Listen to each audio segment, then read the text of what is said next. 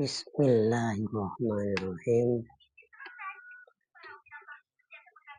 Al-Quran merupakan firman Allah atau kalamullah. Kalamullah itu berbeda dengan kalam manusia atau kalam makhluk lainnya. Karena Allah adalah sang pencipta, sementara yang lainnya merupakan makhluknya. Sehingga kalam Allah itu berbeda dengan makhluknya. Lalu bagaimana dengan Al-Quran yang sudah nyata-nyata berbahasa Arab dan berhuruf? Bukankah kalam Allah sama dengan kalam makhluk lainnya? Samanya di mana? Sama-sama berhuruf dan bersuara. Kalam Allah adalah tidak bersuara dan tidak berhuruf. Sementara Al-Quran itu bersuara dan berhuruf. Bagaimana argumentasi untuk memperkuat bahwa Al-Quran ini kalam Allah? Tentu dalam Al-Quran sendiri itu ditantang jika masih ragu bahwa Al-Quran ini kalam Allah, untuk membuat semisal Al-Quran satu surat saja. Tidak diragukan lagi bahwa Al-Quran benar kalamullah. Kenapa? Karena tidak seorang pun yang mampu menandingi Al-Quran, baik dari isinya atau tata bahasanya. Lalu bagaimana proses kalam Allah yang tidak bersuara dan tidak berhuruf kemudian menjelma menjadi sebuah Al-Quran yang bersuara dan berhuruf? Prosesnya bagaimana? Sebelum membahas proses kalam Allah yang tidak bersuara dan tidak berhuruf, ini ada beberapa yang perlu dijelaskan. Yang pertama, Allah itu sendiri. Allah itu sendiri berbeda dengan makhluk. Tidak satupun orang yang mampu melihat Allah secara zahiri. Bahkan Nabi Muhammad pun hanya sampai di Sidratul Muntaha. Sidratul Muntaha adalah suatu tempat yang steril dari makhluk selain Allah. Tetapi tidak bisa melihat Allah. Tapi di situ merupakan tempat yang benar-benar steril dari makhluk apapun. Itulah Allah. Yang kedua, kalamullah. Kalamullah memang berbeda dengan makhluk. Dengan kalam makhluknya, dengan kalam manusia. Artinya tidak berbahasa Arab, tidak berbahasa Indonesia, tidak berbahasa Inggris, atau bahasa-bahasa lain. Bahasa Allah adalah bahasanya Allah itu sendiri. Bahasa yang berbeda dengan makhluk. Yang ketiga, Lauhul Mahfud.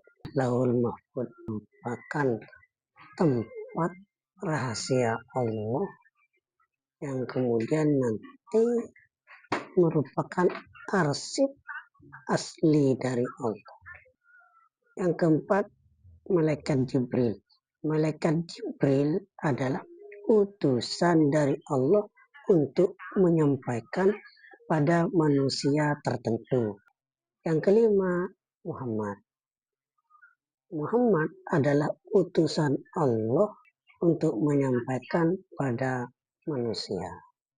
Kalamullah yang berupa Al-Quran ini turun sekaligus pada malam Lailatul Qadar. Turun ke Lauhul Mahfuz. Ini sekaligus semuanya.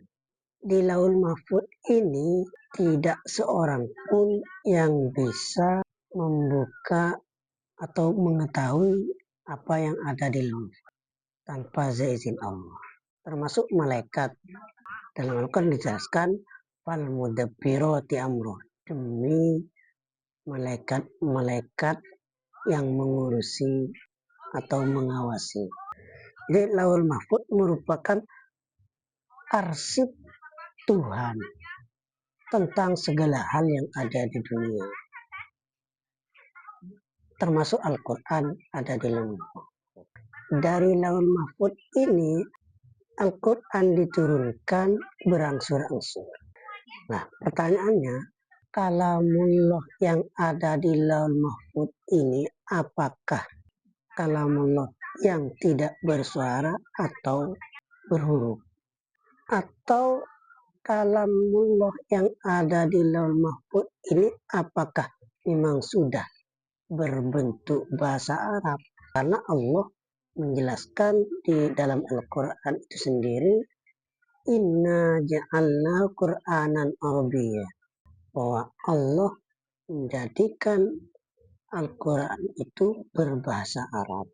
Apakah kalamullah yang ada, yang sudah turun ke Lauhul Mahfuz ini sudah berbentuk bahasa Arab atau tidak? Jika Al-Quran yang ada di Lauhul Mahfuz ini kalamullah yang tidak berhuruf dan tidak bersuara, lalu siapa yang kemudian merubah seperti halnya Al-Quran yang bersuara dan berhuruf? Karena yang jelas Al-Quran itu berbeda dengan kalam makhluk lainnya. Namun ketika Al-Quran ini turun sekaligus ke Lauhul Mahfuz memang sudah berbentuk bahasa Arab, maka tidak ada problem lagi. Tidak ada problem lagi untuk dipermasalahkan, untuk didiskusikan.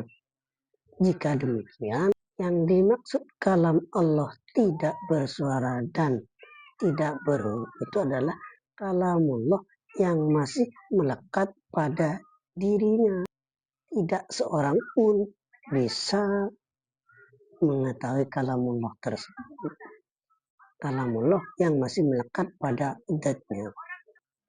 Namun ketika kalamullah sudah lepas dari zatnya, dalam artian ketika Al-Quran turun ke Lauhul Mahfuz sekaligus memang sudah berupa bahasa Arab, berarti kalamullah yang dimaksud di sini, kalamullah yang ada di Lauhul Mahfuz adalah kalamullah yang sudah berbahasa Arab sebagaimana yang telah kita terima saat ini. Memang ada perbedaan ulama. Menurut Mu'tazilah, ya kalamullah itu makhluk. Sementara menurut Sunni bukan makhluk, yaitu qadim. Kedua pendapat ini tentu lebih rasional milik pendapatnya Mu'tazilah. Bukan berarti saya Mu'tazilah, bukan. Tapi untuk menjelaskan di kalangan akademisi itu lebih gampang diterima pendapatnya Mu'tazili. Karena memang logis. Coba kita urai satu persatu pendapatnya Sunni. Pendapat Sunni, Al-Quran itu kalam qadim. Kalamullah itu berbeda dengan kalam manusia, berbeda dengan makhluknya. Lalu bagaimana proses sehingga Al-Quran menjadi seperti halnya mushaf sekarang itu, bagaimana proses turunnya, di mana letak perubahannya. Ada sebagian pendapat ulama bahwa malaikat membawa firman Allah tidak bersuara dan tidak berhuruf. Namun Nabi Muhammad dengan pangkat kerasulannya, beliau mampu untuk membaca firman Allah itu. Sebagaimana file yang ada di hard disk atau di flash disk itu tidak akan bisa dibaca kecuali dengan media untuk membacanya. Ketika dicolokkan ke sebuah media baru akan terbaca. Begitu juga Nabi Muhammad, karena di dalam dirinya sudah ada kerasulan, tentunya oleh Allah itu sudah didesain untuk menerima wahyu, tentu bisa membaca itu. Sehingga benar-benar itu firman Allah yang keluar. Nabi Muhammad yang bisa membaca itu. Karena Allah telah mendesain Nabi Muhammad sejak awal. Secara logika agak sulit untuk diurai. Itu bagi orang-orang non-akademik, ya percaya saja itu firman Allah. Yang kedua, pendapatnya Mu'tazili. Karena memang pendapatnya Mu'tazili, Al-Quran itu makhluk, artinya memang sudah didesain menjadi bahasa Arab. Berarti apa yang sudah turun ke Lauhul Mahfuz pada malam Lailatul Qadar itu sudah berbahasa Arab. Tinggal malaikat Jibril menurunkan sesuai waktunya kepada Nabi Muhammad. Sesuai waktunya, kapan Allah memerintahkan untuk diturunkan, sehingga jika demikian tidak ada perdebatan lagi. Proses pengumpulan Al-Quran sampai menjadi mushaf, ketika ada perbedaan dari beberapa sahabat, entah itu bacaannya, bahkan ada kadang lebih.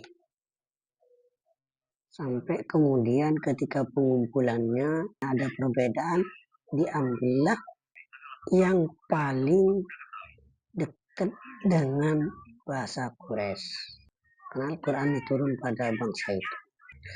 Proses ini tentu memang ada usaha selain dari Allah.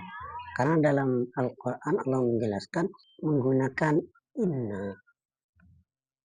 Inna itu kami, yaitu melibatkan manusia untuk menjaga Al-Quran. Jadi kalau menurut Mu'tazilah, Al-Quran adalah makhluk, berarti sejak Al-Quran turun ke Lauhul Mahfuz sekaligus kemudian dari Lauhul Mahfuz turun berangsur-angsur, ya sudah seperti itu memang. Sebagaimana yang kita terima. Bisa saja karena memang Al-Quran itu bermacam-macam bacaannya, termasuk qiraatus sab'ah. Berarti memang sudah ada 7 macam qiraah yang kemudian turun kepada Rasul. Ada juga yang mengatakan bahwa Al-Quran turun ke Lauhul Mahfuz sekaligus kemudian turun secara berangsur-angsur ke Samaud Dunya.